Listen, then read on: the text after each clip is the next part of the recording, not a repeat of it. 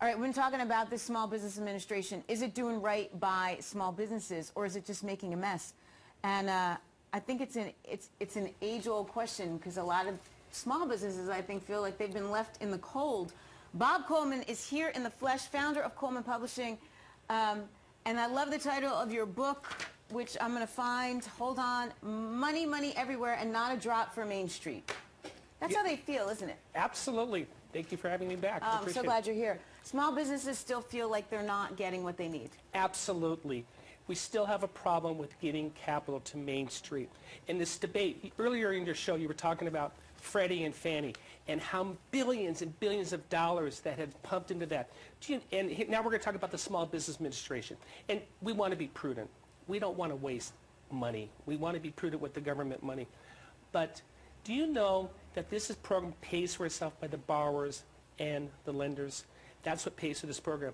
SBA did not need a bailout. This is one program that's critical for getting that capital to Main Street. So, and that's what we need to do. But why isn't it? Is it because it's not getting money? A number of reasons. And it's a dichotomy. The banks have cut back on making loans. Why? The regulators are just hammering them.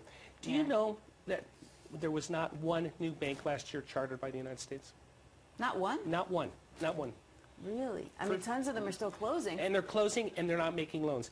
So with the pressure the regulators are putting on the banks to not make loans, I've talked to so many bank presidents that this program is excellent for allowing them to make loans and having the regulators sign off on it. You know what? Bank, you've mitigated. And also, this is not corporate bailout. We hear about that all the time, the abolishment. Well, we don't want to bail out these banks. The banks put up their own money. They have risk. They have 25% risk. So there's real skin in the game from that standpoint. The only thing that's different is the government signs a piece of paper saying, you know what, if there's a problem, we'll be partners. So that's why I'm a huge advocate for the SBA. So, okay, we know what they're doing good. Many are arguing now that they're doing not enough and that the whole thing should be shut down. Yes, and I understand the argument. History shows. Do you know SBA in the 60s and 70s was a direct lender? Buzzword, Solyndra. Well, we don't want that. And SBA in the 70s said, we're going to shift our model to participate in partnership. And some people still haven't quite got the memo on that. This is a program, if you want to talk about creating jobs, bang for buck, this is the best program out there. Small Business Administration, yeah, there's losses. It's a $500 per job. Do you know how much we spent as taxpayers to subsidize General Motors? $100,000. The cost is negligible. People should understand, though, that the money goes from the bank through the SBA out to the business. It doesn't even go through SBA. SBA never touches it. Well, that's part of the problem, though, right? No, that's part of the solution. Well, I guess right now the problem is the path to the small business is the problem right now. The money's not making it. The money's not making it. Right. And the reason why the money isn't making it, it's, what is it, supply and demand. You talk to Main Street, and Main Street says, Bob, I can't get the loans. The bank's not talking to me. I talked to 10 or 12 banks. You talk to the bankers, they're saying, you know what, Bob, we need quality borrowers, and you know where they're getting that from? Hammering from the regulators. So it is a difficult situation. Now, the good news is we're better off than we were a couple years ago. SBA is going to have had its best year ever last year, second best ever this year. So that is good news from that standpoint. It's great but more can be done from that standpoint. What are you hearing then from the small business owners you speak to? I am hearing, first of all, they're a lot smarter. They're not being arrogant and say, hey, I'm smarter. They're saying, I've learned a lot over the last 4 years. They're using technology.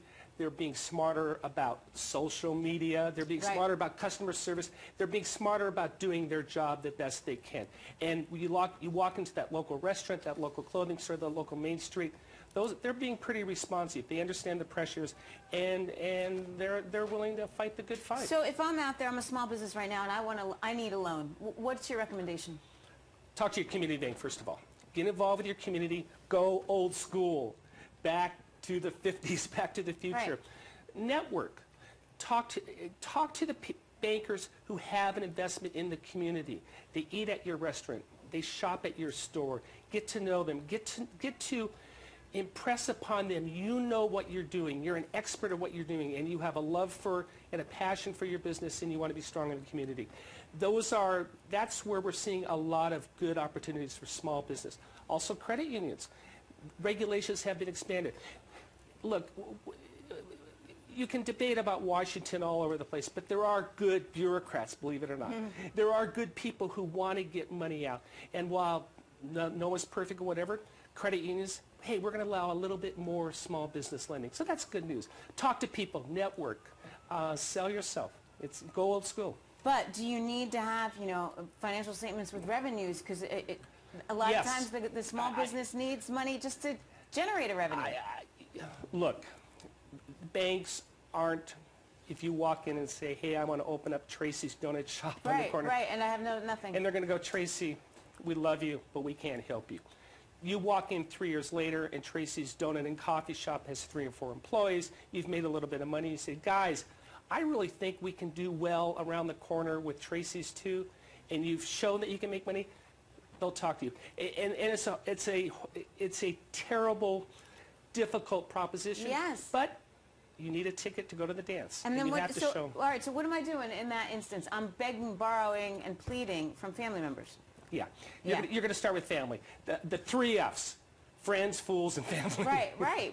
But that's where we all start. You start, and because those are the people that believe in you, and you be upfront and say, this is what I want to do, and you talk to your friends and your family. Those are your biggest supporters, and then move on from there. It is all such great information. That's why everyone should read the Coleman Report. Bob Coleman, founder, Coleman Publishing. Follow him, or his website, I should say, is colemanpublishing.com. And the book, I love the title, Money, Money Everywhere, Not a Drop from Main Street. I love it. Thank you. And I love that you were here. Thank you for coming in. Thank you so much. It's good to see you again.